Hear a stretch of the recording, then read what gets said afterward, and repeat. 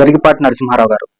ఈ గరికపాటి గారి పేరు రెండు తెలుగు రాష్ట్రాల్లో ఉన్నటువంటి ప్రజలకు కానివ్వండి, యావత్ ప్రపంచంలో ఉన్నటువంటి తెలుగు వారికి పరిచయం అక్కర్లేని పేరు ఈ గరికపాటి.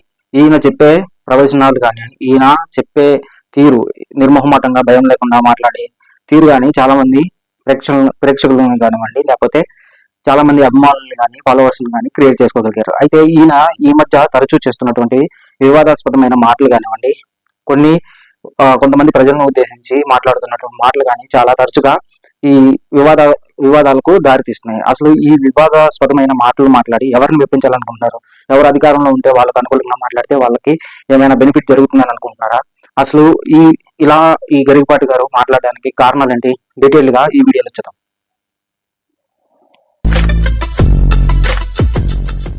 మధ్యాహ్న భోజనం ముఖ్యమైనది, చదువు మిధ్యాహ్నం అయిపోయింది. చదువు ఎవడికి అక్కల. భోజనంలో గుడ్డెట్టారా, గడిది గుడ్డెట్టారా, అన్నం తినేవాడు కోడిగూడు పెట్టడం ఏంటంటే బుద్ధి ఉందా లేదా? ఇంక వీడు చదువు ఎందుకు చెబుతాడండి? అసలు పిల్లలకి భోజనం పెట్టడం ఏంటంటే వాళ్ళ భోజనాలు వాళ్ళు తెచ్చుకోవలేదు, మానేమానండి. పిల్లలకు భోజనం పెట్టి పుస్తకాలు ఇచ్చి యూనిఫార్మ్ ఇచ్చి ఇన్ని ఇస్తే వాడు చదువుతాడా? శోభనం పెళ్లి కొడుకులో మంచం ఎక్కి కూర్చుంటాడు. గరికపాటి గారు రీసెంట్ గా ఈ స్కూల్లో మిడ్ డే మీల్స్ ని ఉద్దేశించి కొన్ని విమర్శలు ఆయన ప్రవచనాలు చెప్పే టైంలో చెప్పారు. ఈ ప్రవచనాలు చెప్పే టైంలో ఏదైతే ఈ మిడ్ డే మీల్స్ కి సంబంధించినటువంటి విమర్శలు చేశారో అవి చాలా మంది ప్రజాస్వామ్యబద్ధమైన మాటలు కాదు అని చెప్పేసి ఆయన మాటలను చాలా మంది విమర్శిస్తున్నారు. ఆయన క్షమాపణ చెప్పాలని కూడా కోరుకుంటున్నారు. అయితే ఈ మిడ్ డే మీల్స్, మధ్యాహ్న ఆహార పథకం ఏదైతే ఉందో స్కూల్స్ లో, ముఖ్యంగా గవర్నమెంట్ స్కూల్స్ లో, ఇది అసలు ఎలా వచ్చింది? అసలు మన భారతదేశం యొక్క లిటరసీ రేట్ అంటే అక్షరాస్యత 18% నుంచి 80% వరకు వచ్చిందంటే ఈ మిడ్ డే మీల్స్ అలాగే సర్వశిక్ష అభియాన్ అనే రెండు మహోన్నతమైన కార్యక్రమాలు గవర్నమెంట్, సెంట్రల్ గవర్నమెంట్ కానివ్వండి, స్టేట్ గవర్నమెంట్స్ కానీ వాటిని ఇంప్లిమెంట్ చేసిన తర్వాతే ఓవరాల్ లిటరసీ రేట్ అనేది చాలా ఇంక్రీజ్ అయిందని చెప్పుకోవడం చాలా మనం చెప్పుకోవాల్సిన విషయం. అయితే మధ్యాహ్న భోజనం ముఖ్యమైనది, చదువు మిధ్యాహ్నం అయిపోయింది. చదువు ఎవడికి అక్కల. భోజనంలో గుడ్డెట్టారా, గడిది గుడ్డెట్టారా, అన్నం తినేవాడు కోడిగూడు పెట్టడం ఏంటంటే బుద్ధి ఉందా లేదా?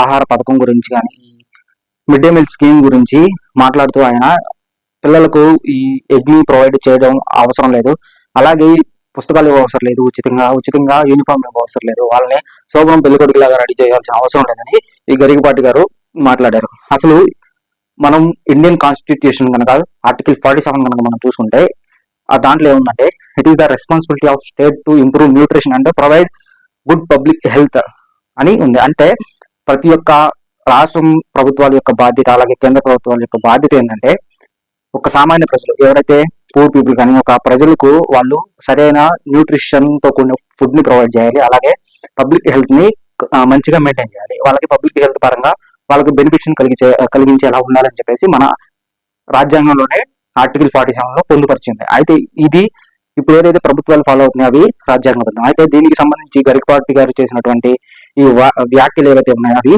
రాజ్యాంగబద్ధమైనవి కాదు, అలాగే ప్రజాస్వామ్యాన్ని వ్యతిరేకించే మాటలు కూడా ఇవి. సో అందరూ ఎలా అయితే గరికపాటి గారి గురించి ఈ మాటలు వెనక్కి తీసుకుని క్షమాపణ కోరుకోవాలి అనుకుంటారో, నేను కూడా ఈ గరికపాటి గారు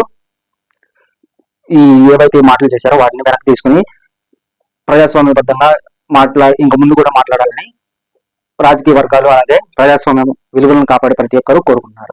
గరికపాటి గారు చేసిన రెండో విమర్శ కనుక మనం చూసుకుంటే, ఆంధ్రప్రదేశ్ పేరు కేవలం మధ్యప్రదేశ్ కి ఎలా ఉందో అలాగే హిమాచల్ ప్రదేశ్ కి ఎలా ఉందో అలాగే ఉంది తప్ప మన తెలుగుదనం మన రాష్ట్ర పేరులో లేదు అని చెప్పేసి దీనికి తెలుగు నాడు, ఆంధ్రప్రదేశ్ ని తెలుగు నాడుగా మార్చాలని ఇంకో విమర్శ ఈ రీసెంట్ డేస్ లో చాలా వైరల్ అయింది. అయితే ఇది కనుక మనం చూసుకున్నట్లయితే ఈ తెలుగు నాడుని తమిళనాడుతో పోల్చారు. తమిళనాడులో నాడు అంటే తమిళంలో దేశం అనే అర్థం, తమిళ దేశం అని వాళ్ళు పెట్టుకున్నారు. ఇప్పుడు ఈ నాడు అనే తమిళ పదాన్ని తీసుకొచ్చి మన తెలుగు ధనం ఉండేలా తెలుగు నాడు అని ఎలా చెప్పుకుంటాం? తెలుగు నాడు అంటే అది తెలుగుని ఎలా రిప్రజెంట్ చేస్తుందని ఆయన అనుకుంటున్నారు. ఇది వివేచనతో కూడిన మాటలు, లేకపోతే వివేచన లేకుండా చేస్తున్న మాటలో అర్థం కావట్లేదు. అసలు ఇప్పుడు ఈ తెలుగు నాడు అని పెడితే ఈ నాడు అనేది తమిళ వర్డ్.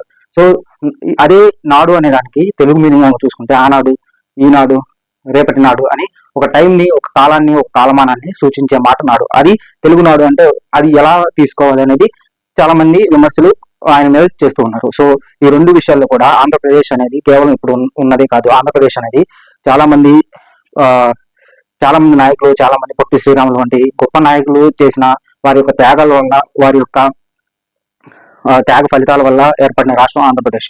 సో ఈ ఆంధ్రప్రదేశ్ ని మళ్ళీ నేమ్ చేయాలి, ఏదో ఒక పార్టీకి లేకపోతే ఒక ఇప్పుడున్న అధికారంలో ఉన్నటువంటి నాయకుల దృష్టి ఆయన మీద మళ్లించుకునే వాళ్ళ ద్వారా వచ్చే బెనిఫిట్స్ ని పొందాలని ఒక స్వార్థపూరితమైన ఆలోచనలు చేయకోకుండా రాష్ట్రానికి ఏది మంచి జరుగుతుంది, ప్రజలకు ఏది మంచి జరుగుతుంది, ముఖ్యంగా వెనుకబడిన వర్గాలకు, పేద ప్రజలకు ఏది మంచి జరుగుతుంది అనే దాని మీద ఈ ప్రవచనాలు చెప్తూ కానీ లేకపోతే సమాజంలో జరుగుతున్న మార్పుల గురించి మాట్లాడుతూ కూడా వీటిని ప్రభుత్వాల దృష్టికి తీసుకెళ్లి ఇంకా అభివృద్ధి చేసే విధంగా మాట్లాడాలి తప్ప ఇలా విమర్శలు అలాగే కాంట్రవర్సీస్ క్రియేట్ చేసే మాటలు ఇటువంటి గౌరవప్రదమైన స్థాయిలో ఈ ప్రవచనాలు చెప్పే స్థాయిలో ఉండి ఇటువంటి ఈ మాటలను చెప్పడం వల్ల ఎంతవరకు కరెక్ట్ అంటారు?